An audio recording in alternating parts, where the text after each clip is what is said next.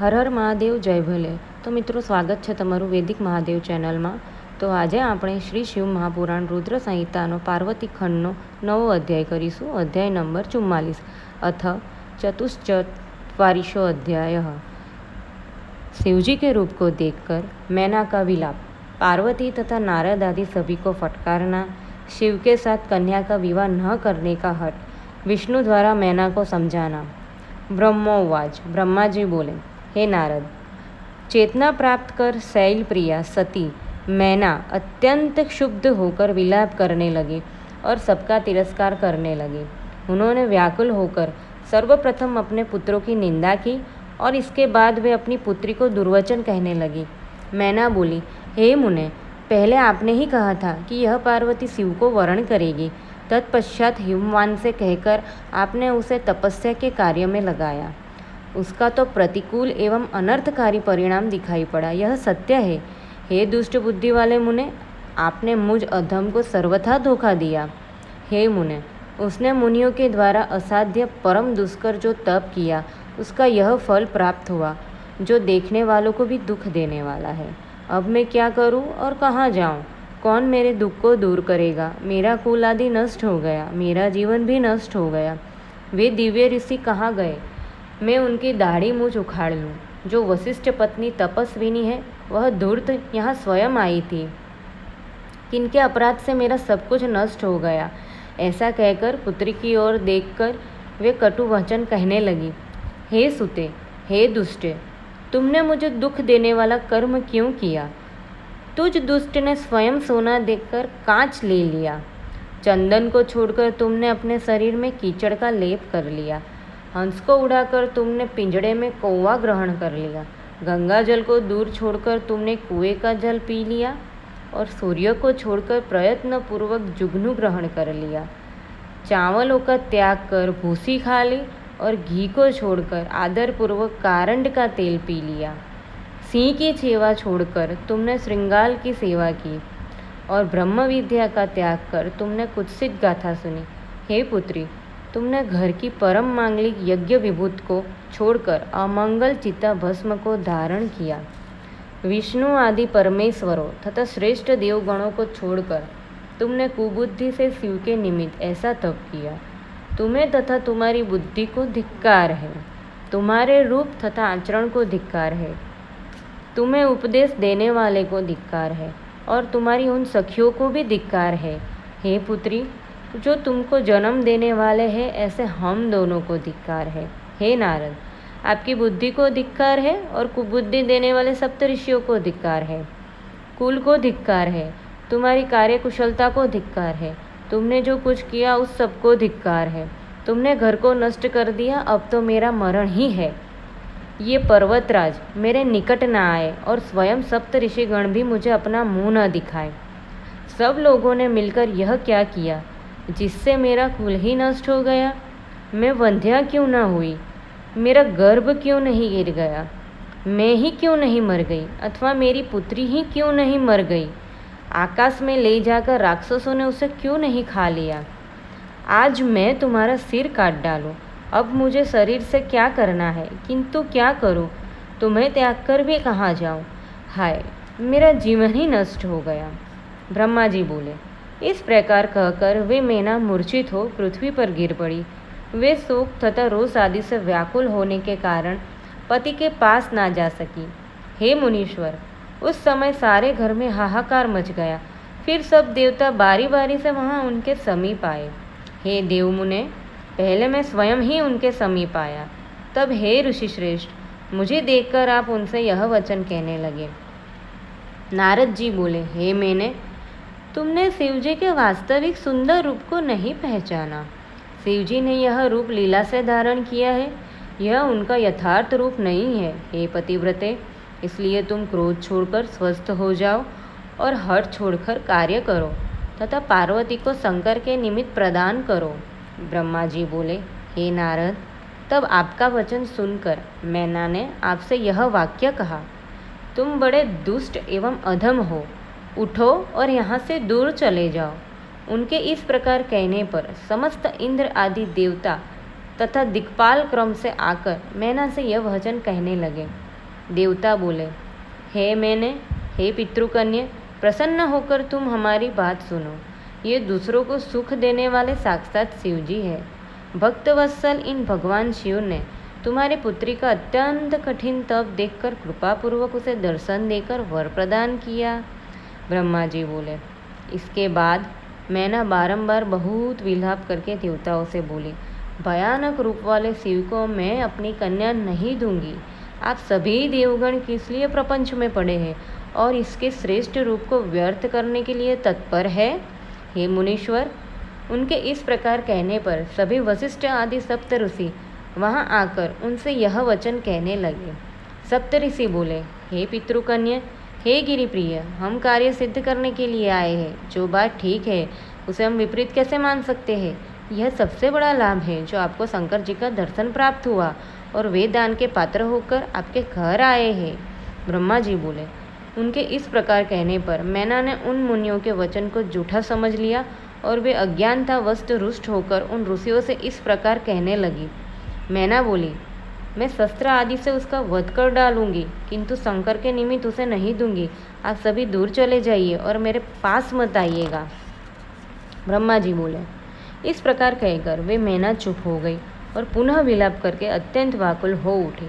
हे मुने, उस समय इस समाचार से बड़ा हाहाकार मच गया। तदंतर अत्यंत व्याकुल होकर हिमालय मैना को समझाने के लिए वहां आए और तत्व की बात कहते हुए प्रेम पूर्वक उनसे कहने लगे। हिमालय बोले, हे मैने, हे प्रिय, तुम आज व्याकुल क्यों हो गई? मेरी बात सुनो। तुम्हारे घर कौन कौन लोग आए हैं? तुम उनकी निंदा क्यों करती हो? तुम शंकर को अच्छी तरह नहीं जानती हो? अनेक रूप और नाम वाले उन शंकर के विकट रूप को देखकर व्याकुल हो गई हो? उन शंकर को मैं जानता हूँ। वे सबका पालन करने वाले, पूज्यों के भी पूज्य और निग्रह तथा अनुग्रह करने वाले हैं। हे प्राण प्रिय, हे पुण्यशीले, हठ मत करो और दुख का त्याग करो। हे सुव्रते, शीघ्रता से उठो, कार्य करो। तुम मेरी बात मानो। ये शंकर विकट रूप धारण कर द्वार पर जो आए हैं वे अपनी लीला ही दिखा रहे हैं। हे देवी, पहले हम दोनों ने उनका श्रेष्ठ महात्म्य देखकर ही कन्या देने का स्वीकार किया था। हे प्रिय, अब उस बात को सत्य रूप से प्रमाणित करो। ब्रह्मा जी बोले, हे मुने, इस प्रकार कहकर उन पर्वतराज हिमालय ने मौन धारण कर लिया। तब यह सुनकर पार्वती की माता मैना हिमालय से कहने लगी। मैना बोली, हे नाथ, मेरी बात सुनिए और आप वैसा ही कीजिए। इस अपनी कन्या पार्वती को पकड़कर कंठ में रस्सी बांधकर निशंक हो नीचे गिरा दीजिए, किंतु मैं शिव को उसे नहीं देने दूंगी। अथवा हे नाथ, हे पर्वतराज, इस कन्या को ले जाकर दया रहित होकर समुद्र में डुबो दीजिए और इसके बाद सुखी हो जाइए। ऐसा करने से ही सुख मिलेगा।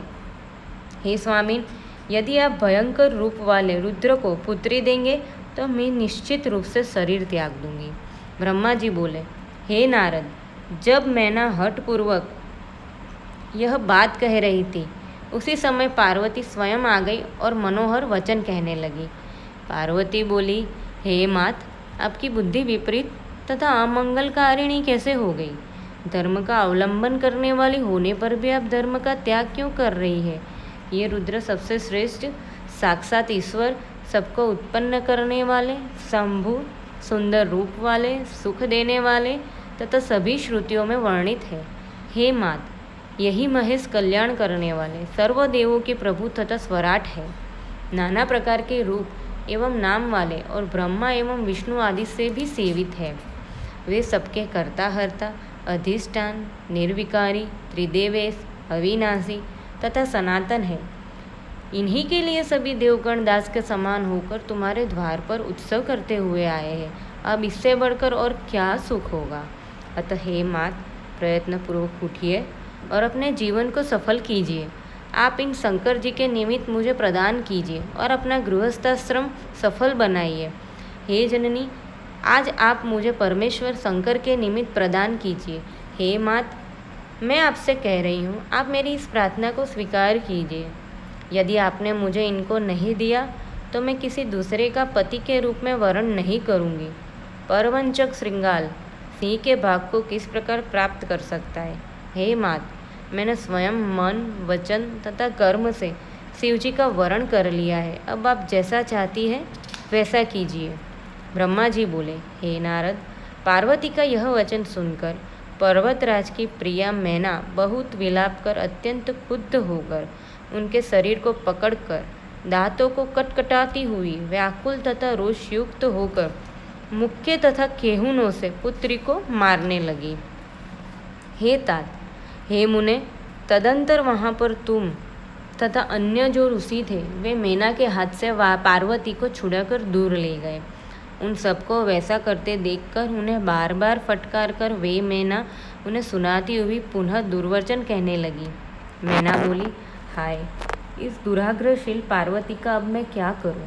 अब निश्चय ही या तो इसे तीव्र विष दे दूंगी या कुएं में डाल दूंगी, अथवा अस्त्र शस्त्रों से काटकर इस काली के टुकड़े टुकड़े कर डालूंगी, अथवा अपनी पुत्री इस पार्वती के समुद्र में डुबो दूंगी, अथवा मैं शीघ्र ही निश्चित स्वयं अपना शरीर त्याग दूंगी, किंतु विकट रूपधारी शिव को अपनी कन्या दुर्गा नहीं दूंगी। इस दुष्टा ने यह कैसा विकराल वर पाया है? ऐसा करके इसने मेरा गिरिराज का तथा इस कुल का उपवास करा दिया। इस शंकर के न माता है, न पिता है, न भाई है, न गोत्र में उत्पन्न बंधु है, न तो इसका सुंदर रूप है, न तो इसमें चतुराई ही है, न इसके पास घर है, न वस्त्र है, न अलंकार है, इसका कोई सहायक भी नहीं है, इसका वाहन भी अच्छा नहीं है, इसकी वय भी विवाह योग्य नहीं है, इसके पास धन भी नहीं है, न इसमें पवित्रता है, न विद्या है, इसका कष्टदायक कैसा शरीर है। फिर इसका क्या देखकर मैं इसे अपनी सुमंगली पुत्री प्रदान करूं? ब्रह्मा जी बोले, हे मुने, इस प्रकार बहुत विलाप करके दुख तथा शोक से व्याप्त होकर वे मैना जोर जोर से रोने लगी। उसके बाद में शीघ्रता से आकर उन मैना से अज्ञान का हरण करने वाले श्रेष्ठ तथा परम शिव तत्व का वर्णन करने लगा। ब्रह्मा जी बोले, हे मैंने, आप प्रीतिपूर्वक मेरे सुवचन को सुनिए, जिसके प्रेम पूर्वक सुनने से आपकी कुबुद्धि नष्ट हो जाएगी। शंकर जगत की सृष्टि करने वाले, पालन करने वाले तथा विनाश करने वाले हैं। आप उनके रूप को नहीं जानती है और दुख क्यों उठा रही है? ये प्रभु अनेक रूप तथा नाम वाले, विविध लीला करने वाले, सबके स्वामी, स्वतंत्र, मायाधीश तथा विकल्प से रहित है। हे मैंने, ऐसा जानकर आप शिवा को शिव जी के लिए प्रदान कीजिए और सभी कार्य का नाश करने वाली इस दुराग्रह तथा दुर्बुद्धि का त्याग कीजिए। ब्रह्मा जी बोले, हे मुने, मेरे ऐसा कहने पर वे मैना बार बार विलाप करती हुई शनेह शनेह लज्जा त्याग कर मुझसे कहने लगी। मैना बोली, हे ब्राह्मण, आप इसके अति श्रेष्ठ रूप को किस लिए व्यर्थ कर रहे हैं? आप इस शिवा को स्वयं मार क्यों नहीं डालते? आप ऐसा न कहिए कि इसे शिव को दे दीजिए। मैं अपनी इस प्राण प्रिया पुत्री को शिव के निमित्त नहीं दूंगी। ब्रह्मा जी बोले, हे महामुने, तब उनके ऐसा कहने पर सनक आदि सिद्ध आकर मैना से प्रेम पूर्वक यह वचन कहने लगे। सिद्ध बोले, ये परम सुख प्रदान करने वाले साक्षात परमात्मा शिव है। इन प्रभु ने कृपा करके आपकी पुत्री को दर्शन दिया है। ब्रह्मा जी बोले, तब मैना ने बार बार विलाप करते हुए उनसे भी कहा कि मैं भयंकर रूप वाले शंकर को इसे नहीं दूंगी। प्रपंच वाले आप सभी सिद्ध लोग इसे श्रेष्ठ रूप को व्यर्थ करने के लिए क्यों उद्यत हुए हैं? हे मुने, उनके ऐसा कहने पर मैं चकित हो गया और सभी देव, सिद्ध, ऋषि तथा मनुष्य भी आश्चर्य में पड़ गए। इसी समय उनके दृढ़ तथा महान हठ को सुनकर शिव के प्रिय विष्णु जी शीघ्र ही वहां आकर यह कहने लगे। विष्णु जी बोले, आप पितरों की प्रिय मानसी कन्या है, गुणों से युक्त है और साक्षात हिमालय की पत्नी है। आपका अत्यंत पवित्र ब्रह्मकुल है, वैसे ही आपके सहायक भी है, इसलिए आप लोक में धन्य है। मैं विशेष क्या कहूँ? आप धर्म के आधारभूत है, तो आप धर्म का त्याग क्यों कर रही है? भला आप ही विचार करें कि सभी देवता, ऋषि, ब्रह्मा जी तथा मैं विरुद्ध क्यों बोलेंगे? आप शिव जी को नहीं जानती है? वे निर्गुण, सगुण, कुरूप, स्वरूप, सज्जनों को शरण देने वाले तथा सभी के सेव्य है। उन्होंने ही मूल प्रकृति ईश्वरीय देवी का निर्माण किया और उस समय उनके बगल में उन्होंने पुरुषोत्तम की भी रचना की। तदंतर उन दोनों से मैं तथा ब्रह्मा अपने गुण तथा रूप के अनुसार उत्पन्न हुए हैं। किंतु वे रुद्र स्वयं अवतरित होकर लोगों का हित करते हैं। वेद, देवता तथा जो कुछ स्थावर जंगम रूप जगत दिखाई देता है वह सब शिवजी से ही उत्पन्न हुआ है। उनके स्वरूप का वर्णन किसने किया है और उसे कौन जान सकता है? मैं तथा ब्रह्मा जी भी उनका अंत न पा सके। ब्रह्मा से लेकर तृण पर्यंत जो कुछ जगत दिखाई देता है उस सबको शिव समझिए, इसमें संदेह नहीं करना चाहिए। अपनी लीला से इस प्रकार के सुंदर रूप से अवतरण हुए वे शिव पार्वती के तप के प्रभाव से ही आपके द्वार आए हैं। इसलिए हे हिमालय पत्नी, आप दुख का त्याग कीजिए और शिवजी का भजन कीजिए। ऐसा करने से महान आनंद प्राप्त होगा और कलेश नष्ट हो जाएगा। ब्रह्मा जी बोले, हे मुने, इस प्रकार समझाने पर उन मैना का विष्णु प्रबोधित मन कुछ कोमल हो गया, किंतु उस समय शिव की माया से विमोहित मैना ने हठ का परित्याग नहीं किया और शिव को कन्या देना स्वीकार नहीं किया।